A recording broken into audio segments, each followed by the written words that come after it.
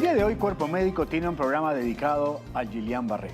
Este síndrome que ustedes han escuchado en los últimos días, que hay una alerta epidemiológica, que hay mucha activación de parte de todos los actores sanitarios, porque si bien esto no ha aparecido por primera vez, secuencialmente aparece cada cierto tiempo y hay estos brotes que preocupan, ¿no? De hecho, en estas últimas 2 semanas había un incremento de casi 100 casos, ¿no? De 100 pasamos a 191, un reporte de ahora del 8 de julio, y es un proceso realmente de presentación gradual. Es una poliradiculoneuritis, o sea, hay una afectación de los nervios, de la desmielinización del nervio, y con ello una parálisis flácida progresiva que comienza a veces con adormecimiento y una serie de características que son muy típicas y que hay que diferenciarla de otros procesos neurológicos, porque ahí está básicamente el kit del asunto. Y hoy día tenemos la grata visita del doctor Mariano Alarcón.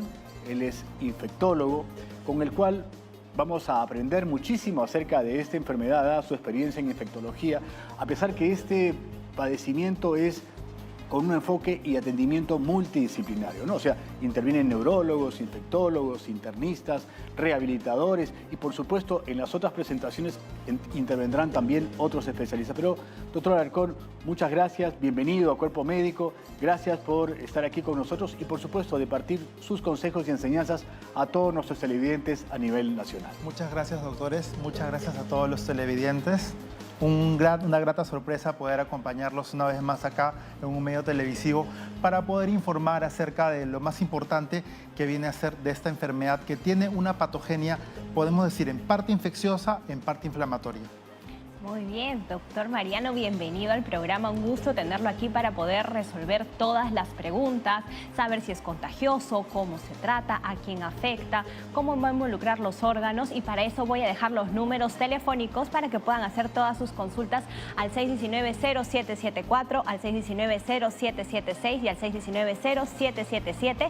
Y por supuesto también nos pueden escribir a través de redes sociales de Cuerpo Médico y decirle a Elizabeth que ya esté en espera, que vamos a responder todas sus consultas. Que nos espere un ratito. Vamos a comenzar primero con el doctor Alarcón, simplemente para que, como siempre y en todos los programas, nos haga pues una introducción de qué cosa es el Guillain-Barré, más o menos para que nuestro público nos entienda cómo comienza, de qué se trata y, bueno, qué tipos de Guillain-Barré pueden presentarse, que de pronto uno pueda sentirse mirando esta señal, que yo puedo tener a alguien cerca o a dónde acudir, ¿no? Perfecto. Estamos listos, volviéndonos en un momento más para poder explicarles toda esta variedad de síntomas y, como justamente ustedes han explicado claramente, hay que saber diferenciar qué es Guillain-Barré versus otro tipo de, digamos, polineuropatías que son similares, y hay otras causas que son infecciosas, otras causas que son puramente cerebrales. Y muy bien, como han mencionado, el manejo debe ser multidisciplinario. El Guillain-Barré viene posterior a haber padecido algún problema infeccioso, gastrointestinal, respiratorio, y se genera un proceso autoinmune, ¿no? Este proceso autoinmune es el que finalmente ataca los nervios, y este ataque es en realidad agudo, porque demora un tiempo determinado, pero comienza progresivamente a sentir síntomas. ¿Cuáles son esos síntomas del Guillain-Barré, doctor? Claro, en líneas generales, para que la gente pueda entender cómo se produce el Guillain-Barré, lo que sucede es que nosotros tenemos, por así decirlo, la neurona, que es la unidad funcional del sistema nervioso central. La neurona tiene, digamos, como una colita. Esa colita se llama la vaina de mielina. La vaina de mielina es la que transmite los impulsos justamente nerviosos y los que permiten finalmente que los músculos se movilicen. Entonces, justamente por los fenómenos que han explicado, que son autoinmunes e inflamatorios, esta vaina de mielina se viene a ser destruida progresivamente. La presentación clásica de Guillain-Barré es que de 2 hasta 6 semanas posterior a un proceso infeccioso se va a presentar justamente la debilidad progresiva desde la parte inferior, o sea, es una parálisis que es ascendente, o sea, y esa es la forma clásica, digamos. O sea, en esta enfermedad hay una suerte de un ataque de nuestros anticuerpos contra nuestros propios nervios. Exactamente. ¿No es cierto? ¿Cómo podemos diagnosticarlo? ¿Cuáles son los exámenes que el paciente requiere? Es importante saber que Guillain-Barré es una suma de criterios y finalmente es un diagnóstico por exclusión. Hay la clásica forma que justamente les mencioné, que es una polineuropatía que tiene dos componentes. Ojo que nuestra médula espinal y los nervios tienen dos componentes. Un componente anterior, que es motor, o sea, permite la movilidad, y un componente posterior, que es el de la sensibilidad. Entonces, los pacientes con Guillain-Barré no solamente van a tener afección de la movilidad, sino también van a tener afección de la sensibilidad. Eso es una característica distintiva que, digamos, si comparamos con un evento cerebral, con otros problemas, y eso generalmente es muy característico. Se instaura a partir de la segunda semana de que uno ha tenido una infección, generalmente de tipo gastrointestinal, y es importante recordar que suele ser de manera ascendente, comparado con otro tipo de patologías. Recordar también, como ustedes mencionaron, que hay subtipos que son las variantes, como siempre existen, que hay variantes en las que comienza desde arriba hasta abajo, hay variantes que toman, digamos, la parálisis de bulbo, y el bulbo tiene que ver con lo que viene a ser el poder caminar, lo que nos produce, y el término médico es ataxia. Hay otras parálisis que producen, digamos, oftalmoplegias, digamos, al paciente se le cae el párpado, pero son formas atípicas. Lo que también vale la pena mencionar es que estas formas pueden irse sumando progresivamente una con otra. Cuando se instaura el cuadro, se espera que, digamos, el compromiso máximo de Guillain-Barré se establezca 2 semanas tras que inicia justamente esta debilidad. Eso es importante que quede como una enseñanza, porque una persona puede haber padecido de un proceso diarreico, un proceso respiratorio, y 2 semanas más tarde, si aparece un hormigueo, aparece una suerte de debilidad de sus piernas, ojo, podemos estar ante un Guillain-Barré. Pero no vamos a esperar más a Elizabeth, que muy temprano ya estuvo conectada y queremos saber de su inquietud. Adelante, Elizabeth, por favor, del Callao. Buenos días, doctor. Mi problema es el siguiente. En el 2022, con esto de la epidemia del COVID, mi esposo le dio el COVID a mi hija, a mí me hicieron la prueba y no tenía nada. Pero eso fue en el mes de enero del 22. El médico me vio que tenía un dolorcito al lado izquierdo y me dijo que era un problema del cervical. Resulta que, doctor, en el mes de mayo, el problema fue mi esposo, disculpe usted que me extienda en este sentido, mi esposo le iban a dar la pensión. Entonces el día 9 recibió su primera pensión porque él a esta ley de los 10 años. Entonces yo me quedé sin CIS y sin conocer el seguro. Y el día 12 de mayo empecé a sentir, yo le diré, doctor, yo tengo secuela de polio. Soy hipertensa y, ¿cómo se llama? Tengo algo de diabetes. Su pregunta, Elizabeth. Entonces, discúlpenme que me extienda en ese sentido porque me quedé, doctor, sin ninguna de las dos atenciones. Me atendieron en emergencia porque empecé a sentir unas como convulsiones que saltaban mis cuerpos desde los pies a la cabeza. Entonces me fui a emergencia, me atendieron por el CIS. Resulta que, doctorcito, esto, lo que les quisiera que me explicara, por favor. Lo que me quedé sin atención de ninguna de los lados. Elizabeth, por favor, ¿cuál es tu pregunta en la cual el doctor Alarcón nos puede ayudar desde el punto de vista infeccioso, desde el punto de vista médico? ¿Cuál es tu inquietud en este momento, Elizabeth, por favor? El hospital me dijo que tenía una posible... Y yo creo que no está enfocado. Se perdió un poquito la llamada, pero creo que la idea es englobar. Es una paciente que tiene un antecedente de polio, que es una enfermedad que podría asemejar Guillain-Barré, pero recordemos que polio sí es una enfermedad infectocontagiosa por vía fecal oral y por vía respiratoria, cosa que Guillain-Barré no es. O sea, quiero que se lleven esto los televidentes. El Guillain-Barré, digamos, yo tengo contactos, secreciones respiratorias con una persona. ¿Contagio de Guillain-Barré? No. Secreciones fecal oral. ¿Contagio de Guillain-Barré? No. Toco a una persona. ¿Contagio de Guillain-Barré? No. Lo que probablemente haya tenido es que muchas personas, justamente tras la pandemia, es que existen cuadros secuelares de Guillain-Barré y también existe un síndrome de post-COVID que pueden, digamos, superponerse. Entonces, como el COVID es una enfermedad respiratoria que también produce efectos autoinmunes, y creo que nosotros hemos sido partícipes de ello al escuchar miocarditis, secuelas musculares, dolor neuropático, que es como ardor, todas esas sintomatologías que son, digamos, estimuladas por este virus o una bacteria, en este caso, ¿pueden producir un Guillain-Barré? Claro que sí. Y justamente acá viene la pregunta que justamente me hacía la doctora. digamos, en el brote actual, en la alerta epidemiológica del 2023, ¿a qué se debe más el Guillain-Barré en Perú? El Guillain-Barré actualmente, los casos que se han dado mayoritariamente, sabemos que a partir de la semana 20 en adelante de este año, se han acumulado los casos básicamente por Campylobacter jejuni, que viene a ser una bacteria que se encuentra justamente en la comida, o sea, la vía gastrointestinal. Secundariamente también se han identificado casos de COVID e influenza. Y lo que sí llamaría la atención un poco, y digamos esto lo digo muy a título propio, es que no vaya a ser que, como han habido reportes de casos en Brasil, en Uruguay, en Paraguay, que algunas personas que hayan tenido dengue, posteriormente al dengue, pudieran desarrollar síntomas como Guillain-Barré. Así que hay que estar muy al tanto porque, digamos, la epidemiología de cada país y de cada localización es muy cambiante. O sea, acá la enseñanza es, uno puede tener una enfermedad viral de cualquier tipo, obviamente más frecuentes son las digestivas y las respiratorias, pero puede ser hasta una vacunación. Así es. Y 2 semanas más tarde puede comenzar a presentar este cuadro donde el organismo genera anticuerpos que generó contra esa enfermedad que luego atentan contra mis propios nervios y comienza el proceso. Así es. Justamente el punto importante que tocó el doctor es este de la vacunación y también es una cosa que hay que repetirles a las personas. Las vacunas podrían producir Guillain-Barré, siempre yo le digo póngalo en una balanza. La vacunación, el porcentaje de producción de Guillain-Barré es 0.0001%, o sea, es bajísimo. Versus a que te dé una enfermedad, una infección, la posibilidad de Guillain-Barré es del 1 a 3%. Entonces, la idea acá es que la gente no tema a vacunarse. Sigan vacunándose según su calendario y dependiendo del consejo médico y dependiendo sabiendo qué tipo de vacunas hay, porque digamos hay vacunas a virus vivo, proteica y demás, pero el consejo, digamos, médico es continúen vacunándose. La posibilidad de Guillain-Barré es muy baja y el beneficio es mayor.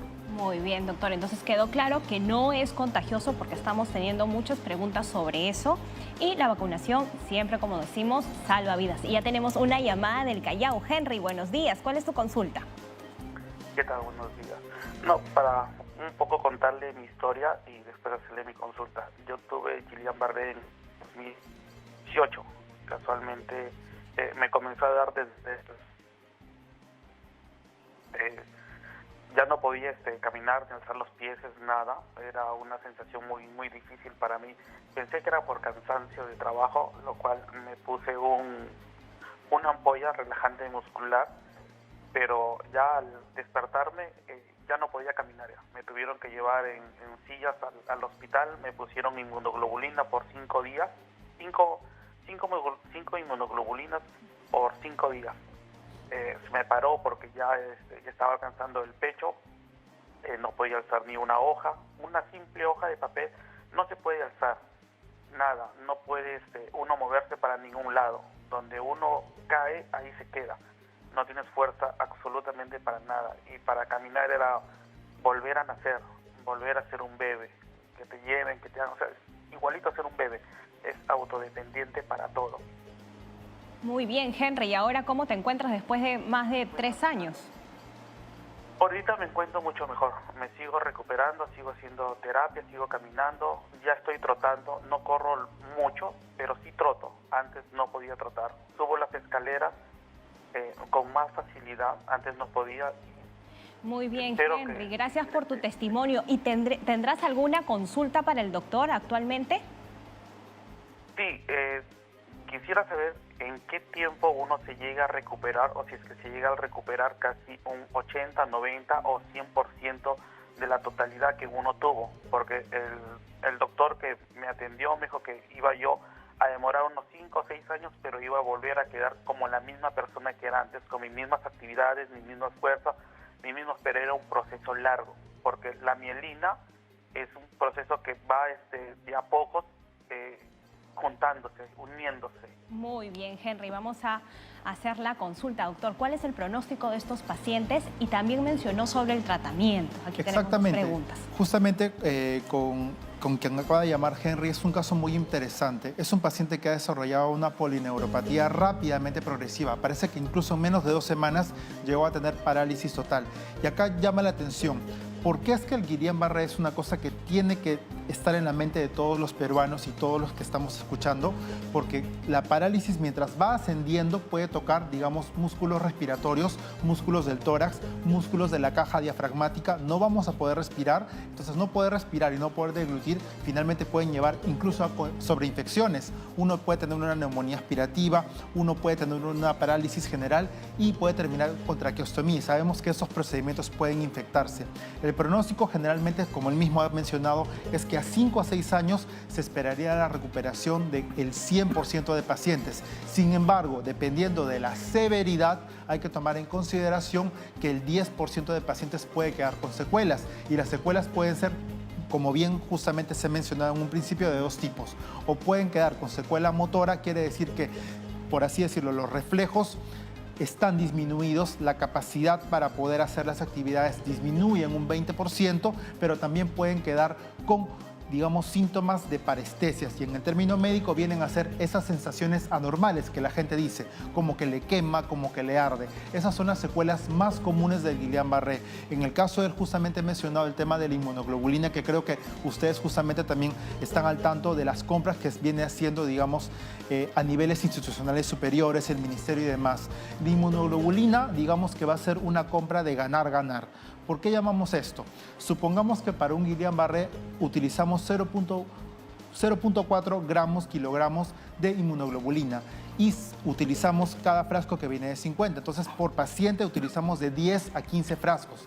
Cada frasco, si bien vale de $800 a $1,000, la gente dice, ¿y qué van a hacer con el resto de frascos que tienen que ver con Guillain-Barré? Entonces, tenemos que tomar en cuenta que la inmunoglobulina no solo se utiliza para Guillain-Barré, la inmunoglobulina también se utiliza para otras patologías. Cabe decir, púrpura trombocitopénica trombótica, para gente que tiene, por así decirlo, ha nacido con inmunodeficiencias. Las inmunoglobulinas les dan posibilidad de que se recuperen. Para gente que tiene sarcoidosis y demás. Muy bien, yo creo que el mensaje quedó muy claro, que la compra es justificada para más enfermedades que el Guillain-Barré. Y tenemos otra inquietud de María de Chorrillos. Adelante, María, por favor. Buenos días. Buenos días. Buenos días. Mire, yo tenía una inquietud. Después de haberme contagiado del COVID, ya a los 4 meses me dio una parálisis de la cara. Y me dijo el doctor que era varicela Zoster, ¿ya? Entonces, yo quería saber qué probabilidades de contagiarme tengo, ya que el sistema nervioso no ha quedado igual, ¿no? Muy bien. Quiero saber. Claro, entiendo que esta pregunta no va direccionada a Guillain-Barré.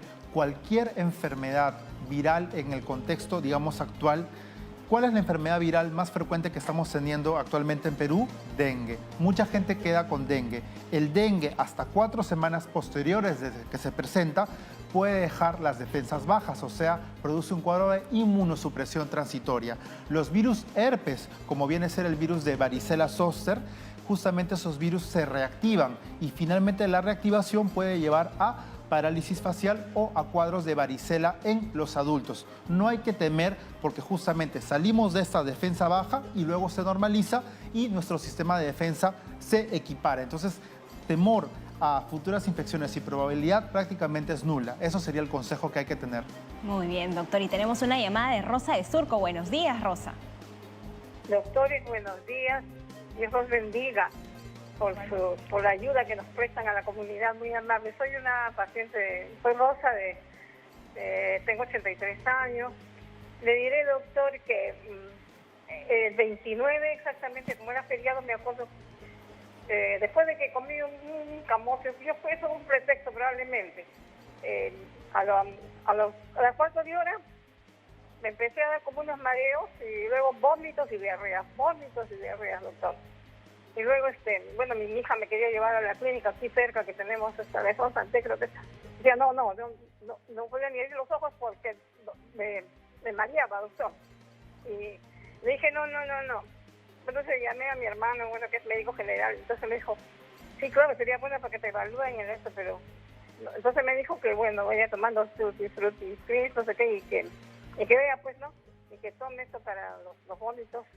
Y si no me pasa, me tengo que de todas maneras ir a la emergencia, ¿no? Entonces, ya esto, 2 días fue vómitos y diarrea. Y luego me fue pasando, doctor. Y he pasado como 6 días que no he defecado, pero ya defecté, gracias a Dios. ¿Esto me podría dar esa enfermedad, doctor? ¿Esa es mi pregunta? Muy bien, Rosa, aquí te vamos a orientar.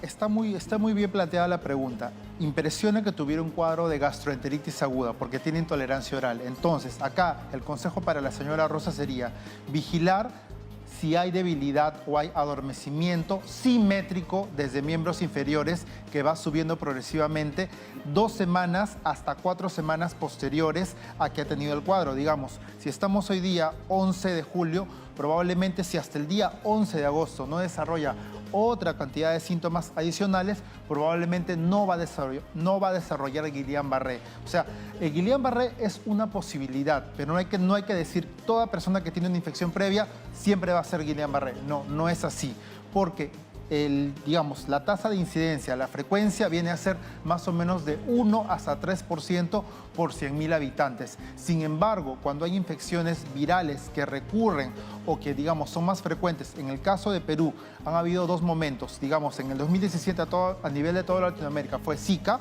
y actualmente viene a ser dengue. Entonces, en esos casos podría haber un aumento de este brote porque nuevamente se repite que es una enfermedad que tiene una base de autoinmunidad.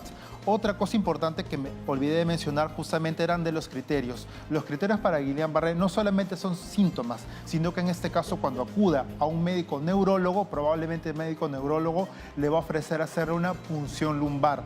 Hay que perder el miedo a pensar que la punción lumbar, es decir, introducir una aguja en la parte lumbar, va a producir parálisis. No. La punción lumbar sirve para estudiar el líquido. Ese líquido es importante para poder distinguir Guillain-Barré de otras enfermedades y también estudios de electrofisiología donde estudian la conducción nerviosa. Eso es importante. Muy bien. Y tenemos otra inquietud de Trujillo. Nos está llamando María. Adelante, María, por favor.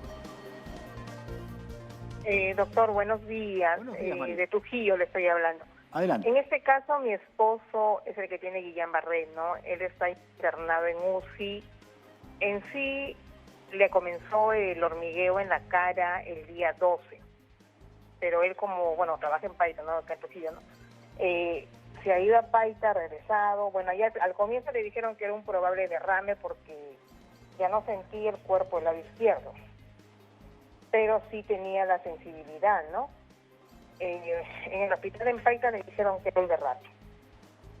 Pero como no daban un diagnóstico, me han llevado a una clínica particular y le dijeron que no, que era un caso cardiológico. Pero cuando ya yo he pedido el traslado a Trujillo del paciente, al ingresar acá al Hospital Azarte, el primer diagnóstico que me dio la residente sí me dijo que era un probable Guillain-Barré por la sensibilidad que él tenía en el cuerpo. Pero en ese lapso ya ha pasado 24 horas, más de las 24 horas, ¿no?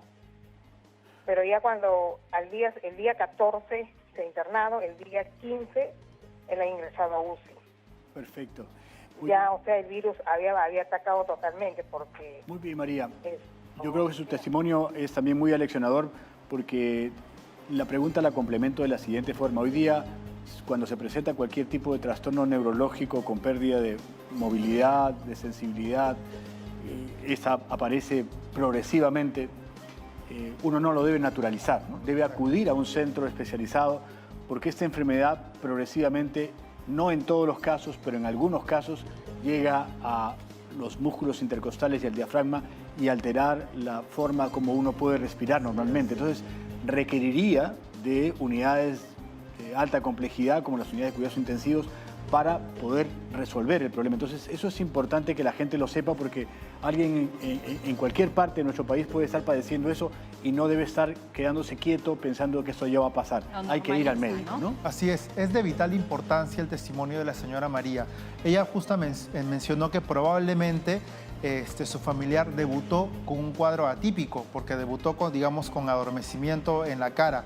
que en un primer momento creo que cualquier médico podría pensar que podría ser lo que se llama un infarto cerebral, una hemorragia cerebral, pero tomar en cuenta en cuánto tiempo se desarrolla. Si este adormecimiento dura más de 7 días, probablemente no es un derrame, probablemente sea un Guillain-Barré atípico. En cambio, si se desarrolla en 24 o 48 horas, es muy probable que el evento sea muy agudo y que devenga en un infarto cerebral o una hemorragia. Es por eso que repetimos, las especialidades que son las que deberían comandar de manera multidisciplinaria son medicina interna, neurología, infectología para ver el antecedente y las sobreinfecciones que se dan en el contexto de Guillain-Barré y definitivamente a largo plazo medicina física y rehabilitación. Muy importantes mensajes. Tenemos muchas inquietudes de nuestro público televidente, pero es realmente singular el describir esta patología que hoy escuchamos por los medios de comunicación para que la gente entienda lo importante que es el diagnóstico, el seguimiento, para poder ayudarlos y, bueno, tratar de salvar vidas cuando esto sea necesario. Pero ya volvemos después del corte en Cuerpo Médico, hablando así del Guillain-Barré.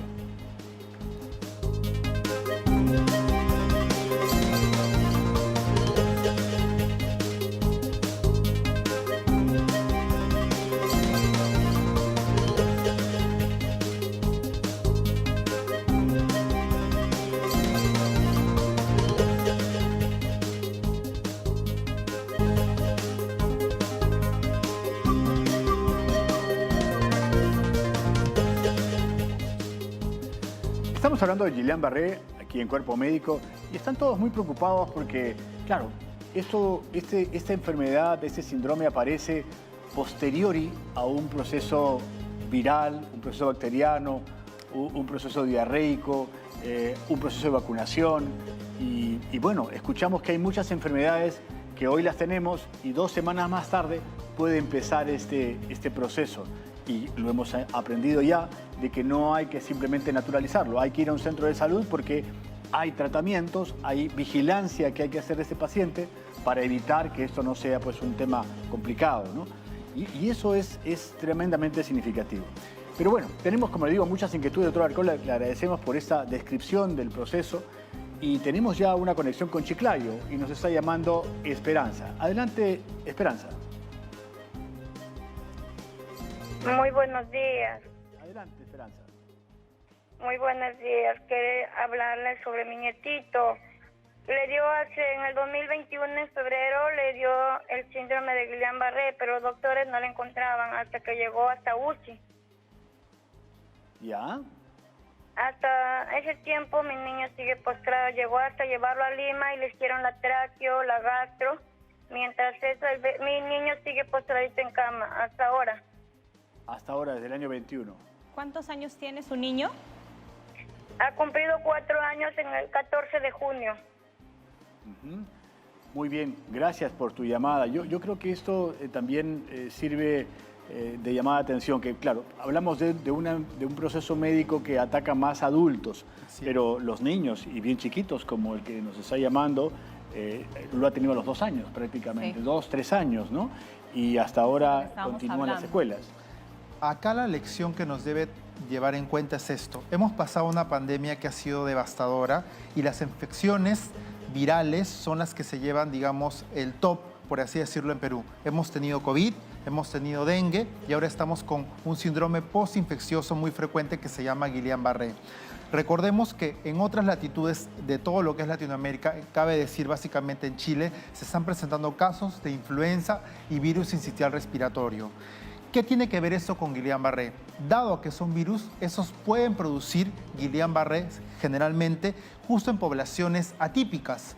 ¿Por qué? Porque el Guillain-Barré típico se produce en población masculina de 20 a 40 años. Sin embargo, cuando el virus o el organismo productor suele ser de origen respiratorio, ataca más los extremos de la vida. Y me parece que ahí justo entra el caso. Ahora, yo antes de ir a una siguiente pregunta, yo quería más bien dejar en claro que si bien es cierto de que pueden haber secuelas de largo plazo, la mayoría se resuelven en el corto plazo. O sea, no necesariamente, porque hemos recibido testimonios de personas que han estado en cuidados intensivos, en niños, entonces daría la sensación de que la enfermedad deja a todos en esas condiciones. No, Es una minoría los que realmente este proceso es muy largo, la mayoría, porque la enfermedad tiene un pico de 4 semanas y luego va a la regresión de casi todos sus síntomas de manera espontánea. Claro, casi total. Claro, en general le llamaríamos que es una enfermedad monofásica, con un periodo, digamos, el peor, que sería a las 4 semanas de instaurado el cuadro.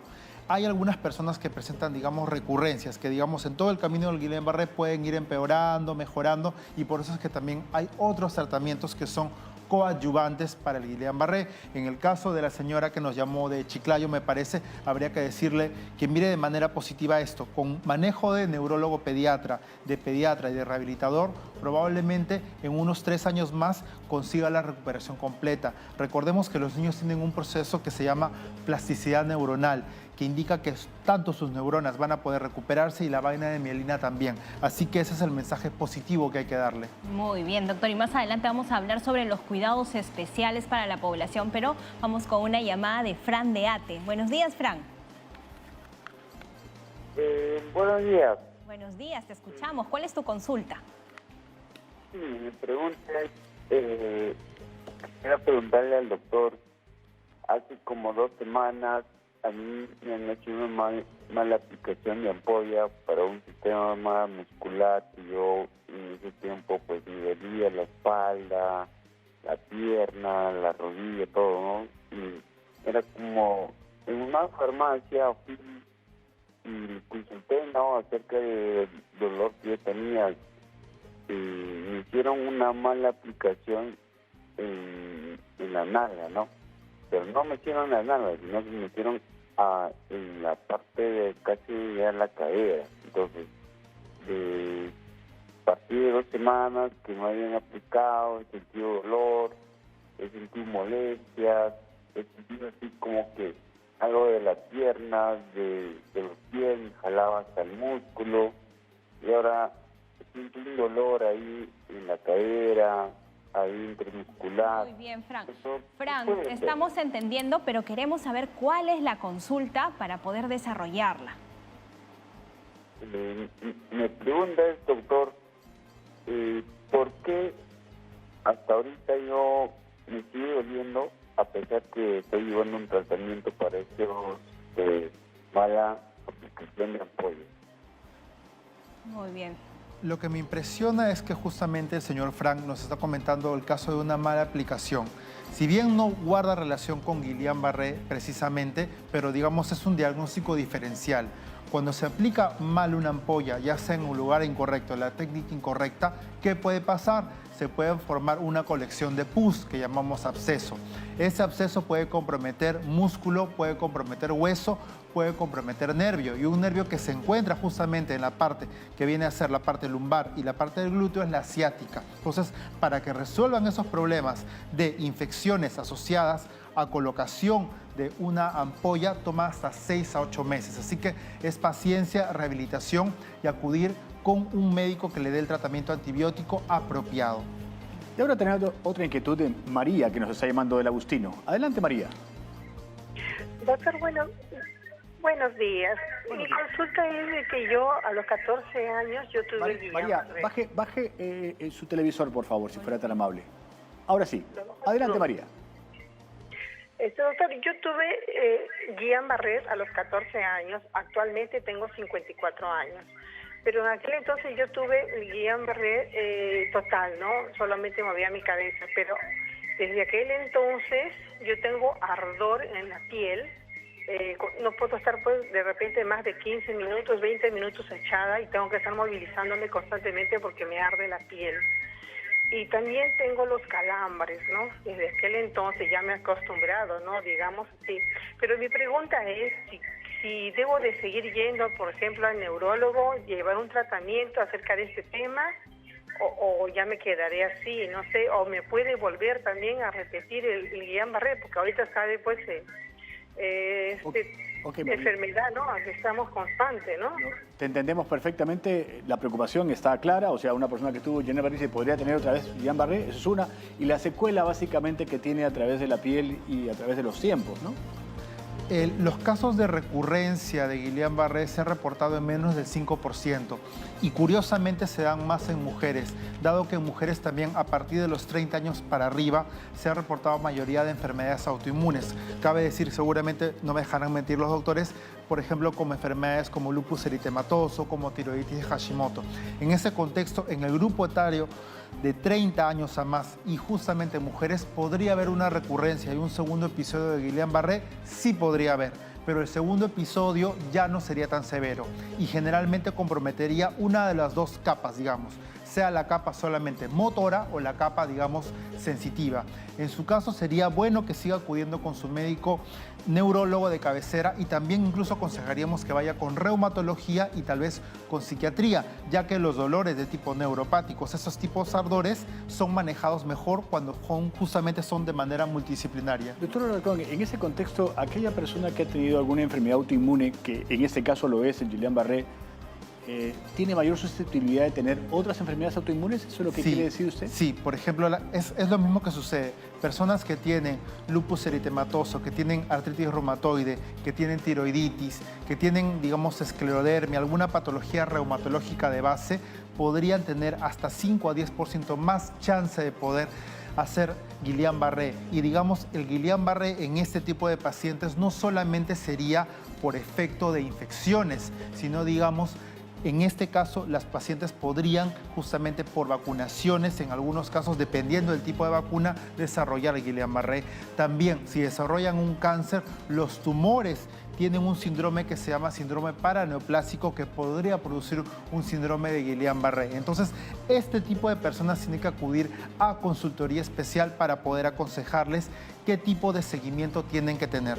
Muy bien, doctores, y ahora nos vamos con nuestra secuencia de nutrición que está a cargo de Milagros Agurto, que nos va a aclarar y nos va a hablar sobre mitos en alimentación.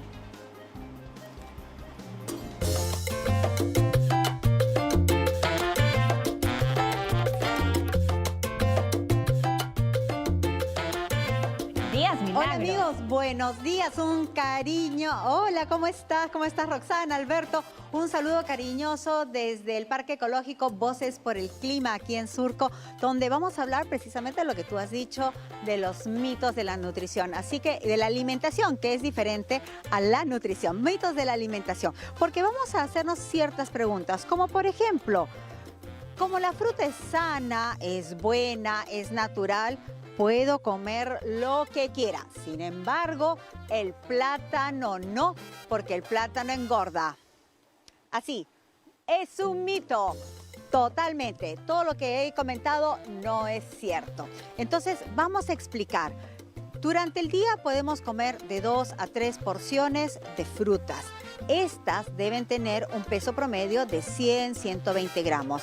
Un plátano como el que estamos viendo aquí, que es, miren, del tamaño de la palma de mi mano, sin cáscara, pesa 100 gramos. Eso es una porción que puede ser también equivalente a este tazoncito que tiene 120 gramos de papaya.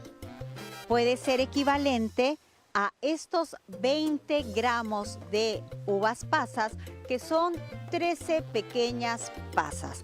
Y les doy el tamaño. No tan pequeñas, en realidad es un tamaño mediano. Fíjense, se puede mostrar, se ve bien. Estas 13 uvas equivalen al contenido de 100 gramos de uvas. Y esta super manzana, que la hemos pesado, ojo, hemos tenido la balanza, 360 gramos. Esta fruta equivale a 3 porciones. Es como si nosotros hubiéramos comido el plátano, la papaya y las pasas como 3 porciones diferentes. No estoy hablando desde el punto de vista calórico ni del tipo de fibra, sino simplemente como pesos, como raciones. Entonces, si tú ya comiste esta super manzana grande, pesada, ya cumpliste y cubriste tus requerimientos del día. 20 gramitos de uvas, que las puedes comer con el delicioso maní. Acá recuerda, es el equivalente a 100 gramos de uvas. Maní, pasamos al valor de las grasas. Entonces, ojo, plátano puede incluirse en la dieta. ¿Que voy a engordar? Mentira. ¿Que no lo puedo comer de noche? Mentira. Hay que saber comer los alimentos durante todo el día y respetar las porciones, entre otras cosas. Acá tenemos en este maní, tenemos 30 gramos, que es el promedio de una ración. Si lo ponemos en el puño, va a ser un puñito de maní. Este maní equivale a una cucharada de aceite, 14-15 gramos. 7 aceitunas equivalen a casi 50 gramos y es una cucharadita de aceite. Y esta palta mediana, estoy cortando un cuarto de palta, equivale a una cucharadita de aceite. ¿Qué quiero decir?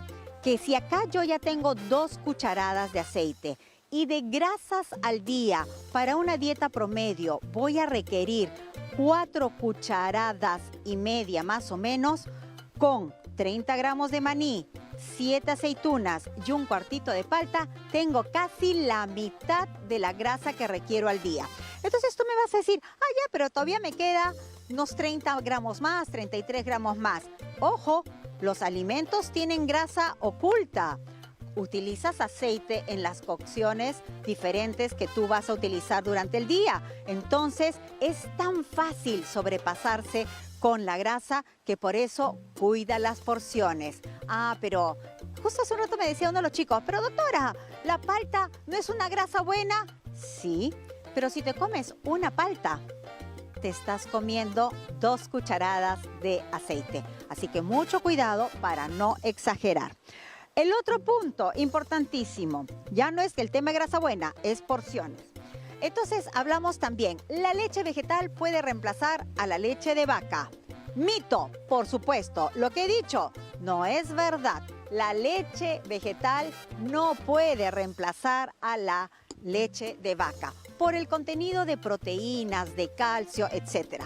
¿Y cómo tú puedes reemplazar la leche? La puedes reemplazar. Una taza de leche equivale a una taza de yogur y a 50 gramos, que si se dan cuenta, no es un pedazo grande.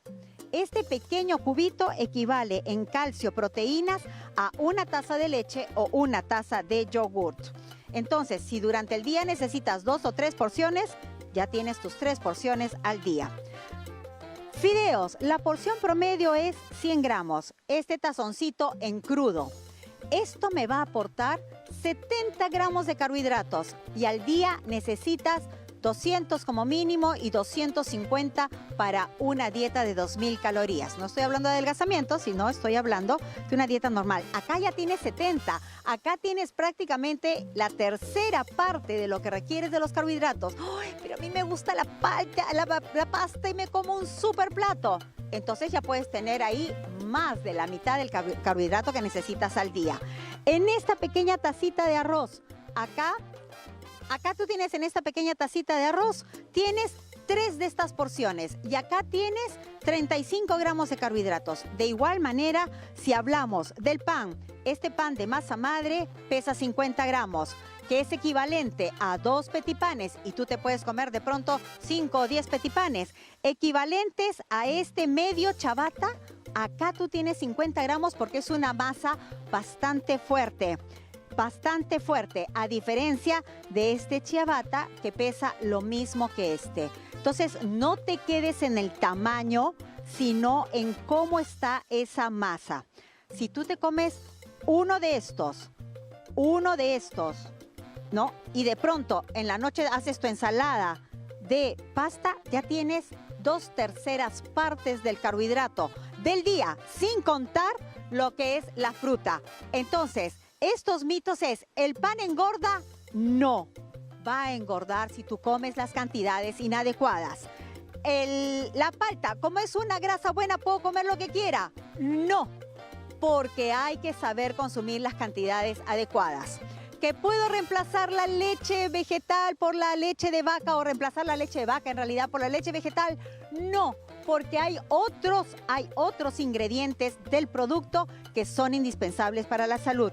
¿Que la fruta es sana, es buena y puedo comer lo que quiera? No, porque tienes que aprender a comer las porciones. Entonces recuerden, pequeñas porciones, a hacer ejercicios y por supuesto a tomar agua, como lo voy a hacer Yo ahora. Esos fueron los mitos de la alimentación en un momento de nutrición. Gracias, consejos. Gracias, Milagros, por esos consejos. Yo creo que todos hemos aprendido hoy día de cómo balancear nuestros alimentos, pero ya vamos a un corte y volvemos con la parte final de Cuerpo Médico hablando acerca del Guillain-Barré.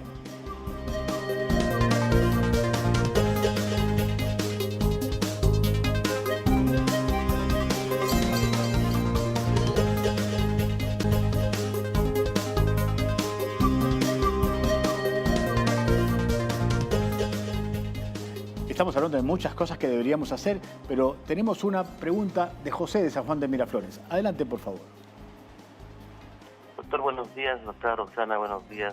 Cuéntanos. El doctor que nos acompaña, le agradezco la respuesta. Yo tengo una mamita tiene 75 años y está, le hemos puesto una vacuna contra la influenza. ¿Usted cree que algo repercuta en pueda tener ese síndrome? Y si es posible, la respuesta a eso de la comida del pollo, de la res, también repercuten en la enfermedad. Gracias. Muy bien, muchas gracias. Yo creo que esta pregunta nos va a permitir aclarar conceptos también, ¿no? Que se ha disminuido mucho el consumo de pollo ahora últimamente, ¿no? Sí, claro, o sea, está muy bien planteada la pregunta. Digamos, acá el miedo es qué tanto tiene que ver la vacunación para influenza con la posibilidad de hacer Guillain-Barré. La mayoría de estudios que ha salido ha demostrado que con las vacunas antiguas, digamos 70, año 80, la posibilidad de Guillain-Barré, digamos, de 1 millón de pacientes podían ser 10 a 100 casos. Actualmente se ha visto que con la vacuna de influenza, la posibilidad de desarrollar Guillain-Barré es menos de un caso por 1 millón de habitantes, comparativamente a que si le da influenza de verdad, la influenza por sí puede producirle Guillain-Barré, sí. Entonces diferenciamos. Una cosa es la vacuna y otra cosa es la enfermedad. La propia enfermedad, ¿no? Exacto. Y una cosa importante que también mencionó es no temer a comer diversas comidas. Sigan haciendo su vida con estilos de vida saludables. Han visto el segmento de nutrición, que es muy importante y es una base importante que nos va a ayudar. Mientras el alimento esté bien cocido, sea de una procedencia adecuada, no hay que tener miedo. Si bien, como mencionamos, el Campylobacter, que es el más asociado a Guillain-Barré, se asocia a crianza justamente de pollos, no es que todas las aves van a tener Campylobacter y yo por consumir pollo voy a tener Guillain-Barré. No tiene sentido pensar eso. Muy bien, ¿cuáles son las recomendaciones, doctor, para todos los televidentes? Como sabemos que la base de Guillain-Barré y la mayor frecuencia se encuentra en enfermedades respiratorias y en enfermedades de tipo digestivas, entonces, si yo tengo síntomas respiratorios que pudiera ser un resfriado simple, que pudiera ser COVID o influenza, retomar el uso de mascarillas unas 48 horas hasta que resuelva síntomas. Si estoy con síntomas gastrointestinales, básicamente lavado de manos, porque si yo no me lavo las manos adecuadamente, voy a transmitir justamente sea el virus o la bacteria a las comidas o a otras personas por contacto directo. Esas son las recomendaciones esenciales y que si nuevamente ustedes luego de 2 a 4 semanas, incluso hasta 6, después de haber tenido un cuadro de infección o supuesta infección, notan que hay debilidad y adormecimiento de miembros inferiores, sospechen y piensen mal, en este caso acudan a un consultorio médico para que puedan ser derivados al especialista oportunamente. Tan simple el lavado de manos que nos puede librar de muchas enfermedades, y cuando vamos en el bus yo siempre digo, abran por favor esas ventanas que las tenemos todas cerradas. Ventilación sí, tan claro. importante. No, yo creo que la prevención de todas las enfermedades infecciosas es un tema pendiente, donde la higiene tiene mucho que ver. Y una palabrita con respecto al tratamiento. Tratamiento, hablamos de las inmunoglobulinas y también hay la plasmaféresis. Exactamente. ¿Posible? Hay centros especializados donde se hace plasmaféresis. Para que la gente pueda entender de manera sencilla, la plasmaféresis lo que va a hacer justamente es a través de un componente de la sangre, que es el plasma, borrar esos autoanticuerpos que se producen contra la vaina de mielina. Sin embargo, el problema es el costo. Pues para hacer plasmaféresis se necesitan unidades de hematología y bancos de sangre, que resultarían en un incremento de costos de hasta 2 a 3 veces mayor a lo que se ve comparativamente con la inmunoglobulina. Otros tratamientos, y con esto no estoy diciendo que lo utilicen de primera mano en boticas y demás, son los corticoides, que si bien no tienen tanto nivel de evidencia, ustedes han escuchado dexametasona, prednisona y demás.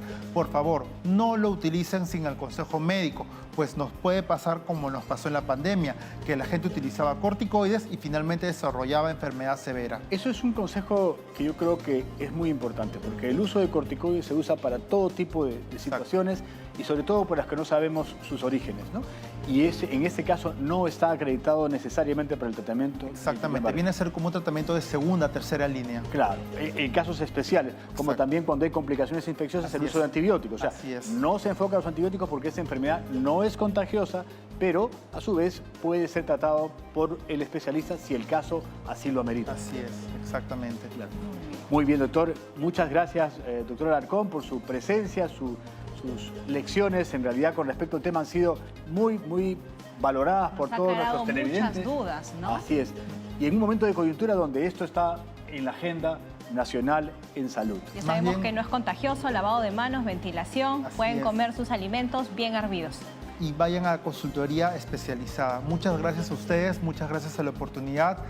Muchas gracias al cuerpo médico del Hospital María Auxiliadora, al doctor Jorge Polo Cortés, a mi jefa, la doctora Patricia, y para mis redes, de manera cortita, Salud Sin Filtros en Facebook y en Instagram, Salud Sin Filtros Perú.